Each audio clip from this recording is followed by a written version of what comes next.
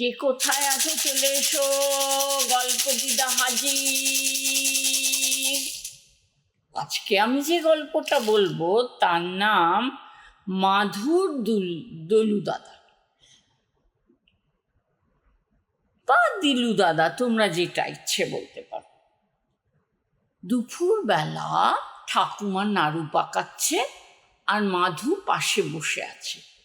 আর নাড়ু পাকানোর সময় ঠাকুমার হাতে এত বড় বড় গোল গোল, যেটা সব থেকে বড় নাড়ু হয়, সেইটা কি করে জানি হাত থেকে মাটিতে পড়ে যায় বা একটা পাশের থালায় পড়ে যায়।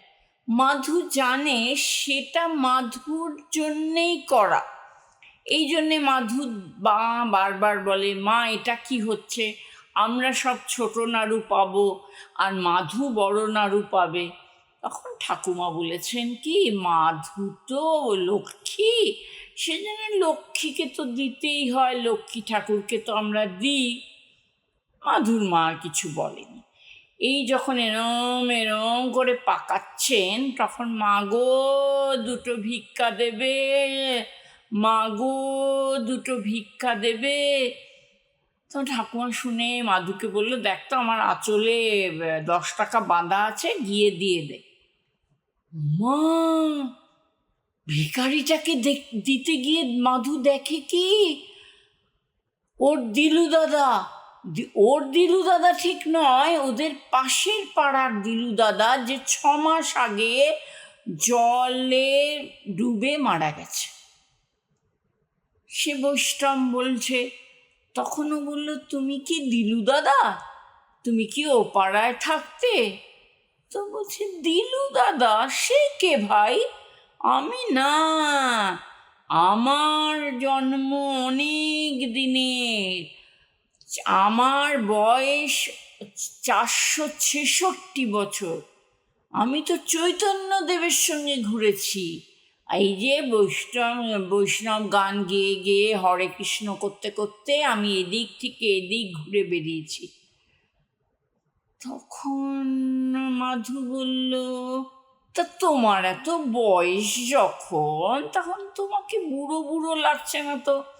তুমি কথা বললেই মনে হচ্ছে যে দিলু দাদা এসে কথা বলছে। বলে, আমাদের দেশে বয়স হয় না। বলে, তোমাদের দেশ? হ্যাঁ, আমাদের বৈষ্ণবেদের দেশ হয় না। জানো তো, আমি নবদ্বীপে চৈতন্যদেবের সঙ্গে অনেক জায়গায় ঘুরেছি, তারপরে সেখান থেকে এসে একটা আখড়া করলাম নবদ্বীপের নদীর ধারে। আখড়ায় অনেক লোক এলো, অনেক বৈষ্ণবী এলো, অনেক বৈষ্ণবী এলো।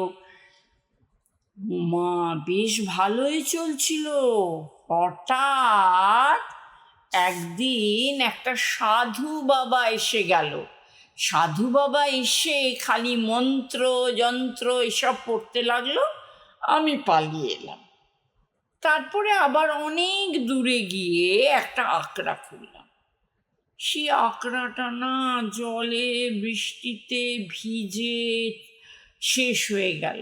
তারপরে তো হেঁটে হেঁটেই ঘুরতাম। তারপরে রেলগাড়ি এলো, রেলগাড়ি ঝমাঝম করতে করতে চলে গেলাম পুরী। পুরীতে মহাপ্রভু এসছিলেন, সেসব জায়গায় ঘুরলাম। ঘুরে টুরে ট্রেনে করে আবার বৃন্দাবন মথুরা করতে করতে অবশেষে এই তোমাদের এই জায়গায় এসে বসেছি।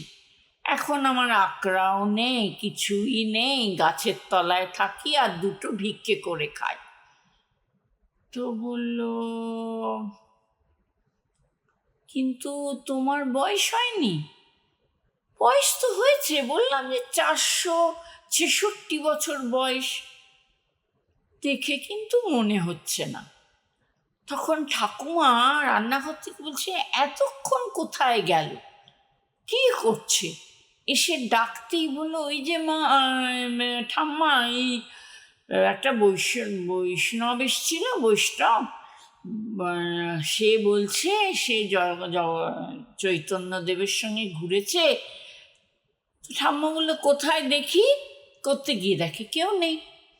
ওর মা এসে বলল, কী রে, তোকে বারবার বলেছি না গ্রিলের বাইরে বেশি যাবি না, কে কোথায় কোন ছেলে ধরা ঘরে ধরে নেয় তোকে। তো বলছে, না মা, এটা ছেলে ধরা না, একদম এই দিলু দাদার মতো দেখতে। ওর মা বলল, তোর একদম মাথাটা গেছে। ঠাকুমা হেসে কুটিপাটি, মা হেসে কুটিপাটি। এই সময় ফোন এলো মায়ের এক বন্ধু পলিমাসি।